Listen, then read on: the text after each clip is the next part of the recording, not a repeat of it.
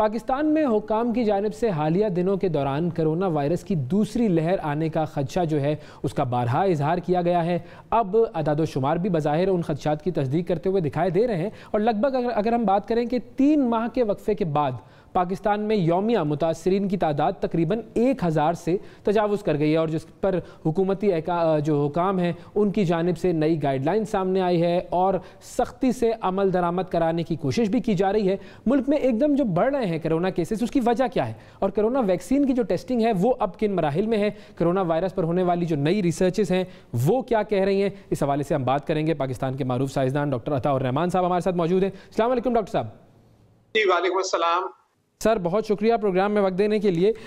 सबसे पहले तो मैं इसी सवाल से आगाज़ करना चाहूँगा अपने प्रोग्राम का कि ये जो सेकंड वेव जिसको हम देख रहे हैं और पॉजिटिविटी जो केसेस की है जिसके हवाले से असद उमर साहब ने भी कहा कि अब वो 2% से ज़्यादा हो गई है, इसकी वजह क्या है? क्या ये वेदर की वजह से है या फिर हमारी जो एहतियात जिस तरीके से हम कर रहे थे उसमें कमी थी? क्या वजह आपको नज़र आती है? जी बिस्मिल्लाहिर्रहमानिर्रहीम। दरअसल ये तो कहना कब्ल वक्त होगा कि ये मौसम की वजह से है, क्योंकि ये पहली सर्दियां हैं जिसके अंदर ये कोरोना वायरस हम एक्सपीरियंस कर रहे हैं इस खित्ते के अंदर।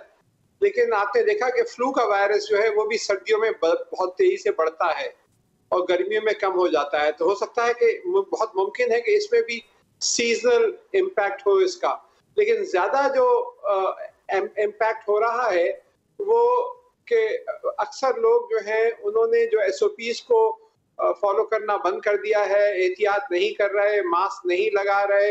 हवाई जहाज देखेंगे, शुरू में जब हवाई जहाज शुरू हुए थे जो एसओपी के बराबर नहीं बैठ सकते, अब सब भिज के बैठ रहे हैं हवाई जहाजों में, फुल हवाई जहाज चल रहे हैं, शादी हॉल वगैरह और दूसरे जो सारे जो फंक्शंस हैं वो उसी तरह हो रहे हैं और वहाँ पे एसओपीज फॉलो नहीं किए जा रहे।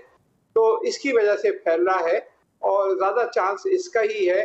कुछ हो सकता है मौसम का भी इस पे इम्पैक्ट हो, तो ये कहना अभी कब्ल वक्त होगा कि मौसम इसके मौसमी 2, 3, 4 साल गुजरेंगे तो पता चलेगा कि मौसम का असर क्या होता है।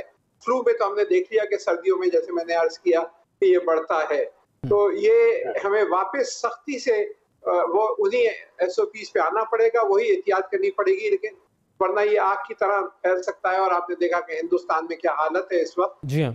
तो ये पाकिस्तान में भी अल्लाह ना करे कि ऐसी सिचुएशन पैदा हो।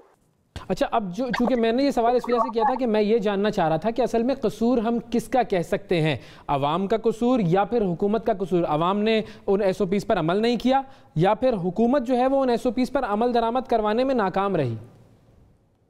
नहीं, हुकूमत का तो बिल्कुल कसूर नहीं है। हुकूमत तो मेरे ख्याल से बहुत ही अच्छी तरीके से ये पॉलिसीज फॉलो करती रही है और देखें तकरीबन 3500 मकामात पर लॉकडाउन की सिचुएशन है। रोजाना की बुनियाद पर मॉनिटरिंग होती है और दुनिया भर में पाकिस्तान को एक मिसाल के तौर पे पेश किया जा रहा है कि कितनी अच्छी हुकूमती पॉलिसीज रही हैं जिसके नतीजे में यहाँ पे कंट्रोल में रहा है।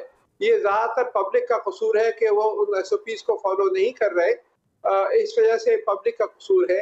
और जो अद्वियात का जो आपने शुरू में जिक्र किया, इसके 2 पहलू हैं। एक तो है वैक्सीन्स का कि वैक्सीन्स कौन सी डेवलप हो रही है और कब तक आएंगी। तो 8-10 कंपनियां इस वक्त फेज 3 क्लिनिकल ट्रायल्स में आ चुकी हैं। कोई 150 कंपनियां वैक्सीन बना रही हैं, लेकिन 8-10 कंपनियां फाइनल स्टेजेस में हैं और उसमें 2 कंपनियों का चाइनीज कंपनीज का पाकिस्तान में भी क्लिनिकल ट्रायल शुरू हो चुका है। एक जो है वो national institute of health Islamabad के तहत है और एक कराची यूनिवर्सिटी में जो मेरा इदारा है international centre for chemical and biological sciences, उसके तहत। और ये जो क्लिनिकल ट्रायल्स हैं तकरीबन 2 से 3 महीने में मुकम्मल होंगे। उसके बाद फिर लार्ज स्केल मैन्युफैक्चरिंग की तरफ जाया जाएगा और तकरीबन मेरा अंदाजा है 6 से 8 महीने लगेंगे इनकी अवेलेबिलिटी में और फिर पता चलेगा किस हद तक कामयाब रहती हैं। हालांकि फेज 3 क्लिनिकल ट्रायल बहुत बड़े पैमाने पे होता है, तो उसमें रिजल्ट्स पॉजिटिव हो तो इंशाल्लाह कामयाब रहेंगे। ये तो है सेहतमंद अफराद के लिए। वैक्सीन जो है वो जिन लोगों को हो चुका है उनको तो कोई फायदा नहीं करेंगे, वो तो सेहतमंद अफराद को प्रोटेक्ट करने के लिए, बचाव के लिए। लेकिन जो अद्वियात है कि कोई दवा इसकी आ जाएगी, तो नई दवा तो आप 10 साल तक कोई उम्मीद ना रखें, क्योंकि 8 से 10 साल लगते हैं और अरबों डॉलर खर्च होते हैं इससे पहले कि कोई नई दवा बाजार में आए और उसकी FDA अप्रूवल हो और मार्केट कर सके।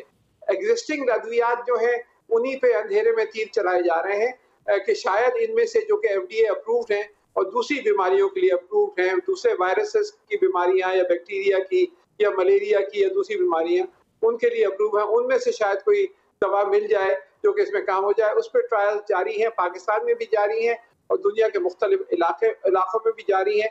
उसका अभी कोई खास प्रोग्रेस नहीं हुई।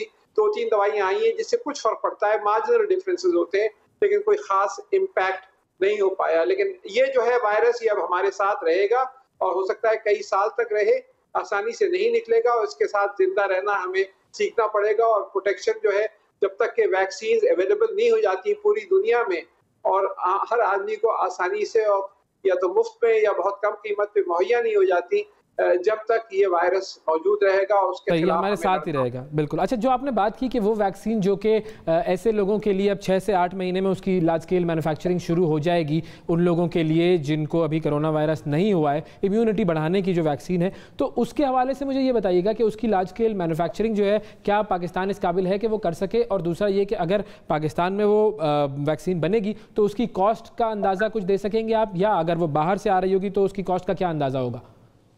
जी, पाकिस्तान तो बिल्कुल इस काबिल नहीं है कि वैक्सीन को यहाँ पे लार्ज स्केल मैन्युफैक्चरिंग कर सके।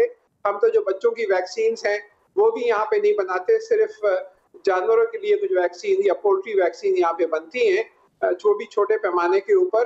तो ये हमारी बदकिस्मती है कि हमने कभी वैक्सीन मैन्युफैक्चर की तरफ तवज्जो ही नहीं दी।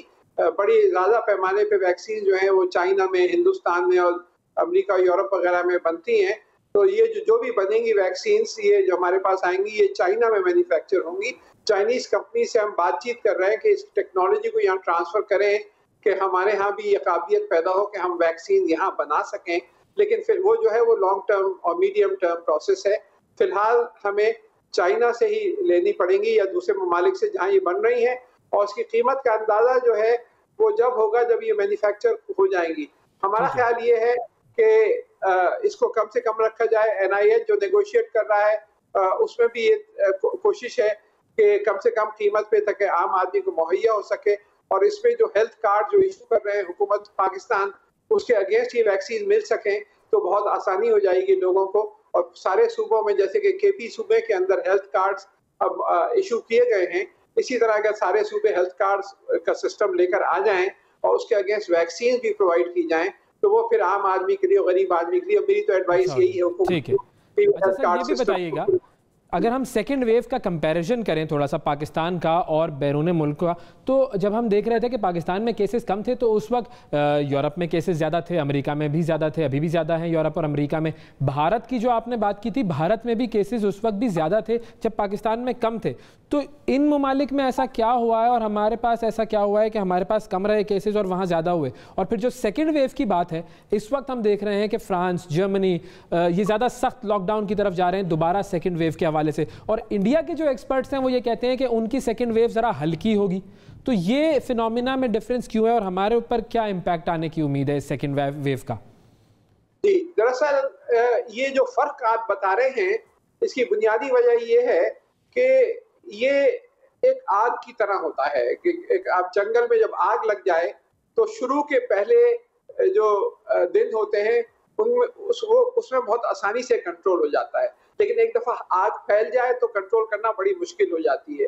पाकिस्तान में हमने शुरू में बहुत अच्छे तरीके से एक्ट किया और ये जो है इसको कंट्रोल किया, सख्त लॉकडाउन किया, और जिसकी वजह से ये काफी हद तक कंट्रोल हो गया शुरू में, और इसी वजह से जो मैक्सिमम तादाद पहुंची वो 1000-1200 तक पहुंची और फिर वापस कम हो गई। अब दोबारा सेकेंड वेव में 1100 तक पहुंच गई है। हिंदुस्तान में और दूसरे ममालिक में, बरतानिया में और अमेरिका में तो आज तक भी मामला बहुत गड़बड़ है। जिस अंदाज से उन्होंने शुरू में कंट्रोल नहीं किया, पहले फैल गया और बाद में भाग दौड़ करते रहे कि किसी तरह ट्रैकिंग और ट्रेसिंग के चक्कर में पड़े रहे, लेकिन जो शुरू में आउट ऑफ कंट्रोल हो गया था। हमारे यहाँ शुरू में बहुत अच्छी पॉलिसी रही और बाद में भी बहुत अच्छी पॉलिसी रही। तो ये दूसरा टाइमिंग का फर्क है कि हमारे पास तकरीबन 2 महीने बाद ये शुरू हुआ। चाइना में और अमेरिका में और दूसरे यूरोप के ममालिक में ये 1.5-2 महीने पहले आ चुका था और फैलना शुरू हो चुका था। तो कुछ जो आपको फर्क दिखाई देता है वो टाइमिंग की वजह से भी है कि हम कुछ एक तो थोड़ा बहुत सीखा हमने इन ममालिक से, और दूसरे पे कंट्रोल बेहतर से तरीके से किया और टाइमिंग में फर्क था। तो ये जो आपने आखिरी सवाल था कि जो सेकंड वेव जो है वो क्या ज्यादा होगी या कम होगी, और हिंदुस्तान वाले कह रहे हैं सेकंड वेव कम होगी, नहीं, ये बात बिल्कुल दुरुस्त नहीं है। ये वायरस म्यूटेट कर रहा है, अपनी शक्ल तब्दील कर रहा है। इसमें कोई 30,000 मॉलिक्यूल्स हैं जो आपस में जुड़े हुए हैं। इसका पूरा sequence Jamil Rahman centre for genomics research, जो कराची यूनिवर्सिटी में मेरा इदारा है, हमारा इदारा है, उसमें वाक़ है, उसमें किया गया है और 8 जगह पर इसमें तब्दीलियां आ चुकी हैं इसके स्ट्रक्चर में। तो ये उस वायरस के मुकाबले में जो चाइना में वुहान में पाया गया था, तो ये कॉन्स्टेंटली चेंज कर रहा है, म्यूटेट कर रहा है। और ये भी एक बहुत बड़ा चैलेंज होगा वैक्सीन के लिए, जब वैक्सीन आती हैं, कि वो किस शक्ल के वायरस के खिलाफ एक्टिव है, क्योंकि वायरस तब्दील कर रहा है। तो ये कहना जो है वो बहुत अभी क़ब्ल वक्त होगा कि सेकंड वेव जो है वो ज्यादा होगी या कम होगी, और सेकंड वेव की इंटेंसिटी जो है वो भी डिपेंड करेगी कि ये वायरस किस हद तक म्यूटेट कर चुका है और जिन जगहों पे म्यूटेट किया है वो सिग्निफिकेंट है या नहीं है सिग्निफिकेंट, वो अहम है इन्फेक्टिविटी के लिए या नहीं है इन्फेक्टिविटी। अच्छा, अब अगर हम आने वाले दिनों की बात करें तो उस हवाले से पाकिस्तान के लिए आप क्या प्रेडिक्ट करते हैं? हुकूमत को क्या चीज़ें ऐसी हैं जो खासतौर पर फौरी तौर पर इम्प्लीमेंट कर देनी चाहिए? आप फ्यूचर कैसा देखते हैं, और स्पेसिफिकली उस वक्त जब बहुत सारे रिसर्चर्स ये कह रहे हैं कि सेकेंड वेव के बाद we can expect a third wave also? जी, ये बिल्कुल सही बात है। ये सेकेंड वेव और थर्ड वेव और फोर्थ वेव और फिफ्थ वेव आती रहेगी, क्योंकि आप सख्ती करेंगे तो ये कम हो जाएगा, फिर आप लोग SOPs फॉलो कम करना शुरू कर देंगे तो दोबारा बढ़ेगा। तो ये वेव आफ्टर वेव ये सिलसिला जारी रहेगा, और जब तक कि वैक्सीन नहीं आ जाती और बड़े पैमाने पे अवेलेबल नहीं हो जाती। लोगों को क्या करना चाहिए? सारे SOPs पे फॉलो करना चाहिए सख्ती से। हुकूमत को क्या करना चाहिए? वही पाबंदियां लगानी चाहिए हवाई जहाज के ट्रेवल पे। हवाई जहाज जो है ये एक बहुत बड़ा इशू बना हुआ है इस वक्त, क्योंकि वहां पे क्लोज सिस्टम होता है। आप बाहर बैठे हो तो इतना ज्यादा रिस्क नहीं होता, कमरे के अंदर हो या किसी बंद जगह पर हो तो बहुत ज्यादा फैलने का चांस होता है। और फिर शादी हॉल में भी जहाँ SOPs फॉलो नहीं हो रहे, फंक्शन में जहाँ SOPs फॉलो नहीं हो रहे, सीटिंग एक दूसरे से दूर रखनी चाहिए। नोटों का हैंडलिंग जो है बहुत, जब भी नोट को आप हाथ लगाएं बाद में साफ कर लें, क्योंकि पता नहीं कितने हाथों से वो गुजरा है। और नोट या अखबारात की हैंडलिंग जो है उसके बाद अपने हाथ जो है बिल्कुल क्लीन रखें और साफ रखें। इस तरह के SOPs पर, और बच्चों को गले ना लगाएं, जो स्कूल से वापस आए हैं उनको दूर रखें, क्योंकि बच्चों से स्कूल जो जा रहे हैं या कॉलेज जा रहे हैं उनसे फैलने की, खासतौर पे जो बुजुर्ग लोग हैं और जो ज्यादा ससेप्टेबल हैं, वल्नरेबल हैं, उनको ज्यादा रिस्क होता है। इन सब चीजों को फॉलो करना पड़ेगा। तो इंशाल्लाह बहुत अच्छा परफॉर्मेंस रहा है पाकिस्तान की हुकूमत का। मैं तो मुबारकबाद दूंगा कि एक बहुत बड़ी मिसाल कायम की है कि सब मुश्किलात के बावजूद, SOPs ना फॉलो होने के बावजूद भी अल्हम्दुलिल्लाह अल्लाह के फजल से यहाँ पे बहुत मामलात बहुत अच्छे रहे और इंशाल्लाह बेहतर ही रहेंगे। बहुत शुक्रिया अदा करेंगे डॉक्टर अताउर रहमान साहब, वक्त दे रहे थे हमें और बताया उन्होंने यही कि हमें SOPs पर निहायत सख्ती से अमल करना चाहिए। सिर्फ सख्ती से नहीं, निहायत सख्ती से अमल करना चाहिए। हुकूमत को भी सख्ती से अमल दरामद करवाना चाहिए, और जो अवाम है उनको भी इस बात का ख्याल रखना चाहिए कि ये जो सेकेंड वेव है अभी इसका आगाज़ ही हुआ है। अगर हम इस वक्त एहतियाती तदाबीर पर ज़्यादा सख्ती से अमल करेंगे तो मामलात आगे के लिए बेहतर हो सकते हैं, वरना दुनिया की सूरत हाल हम देख चुके हैं।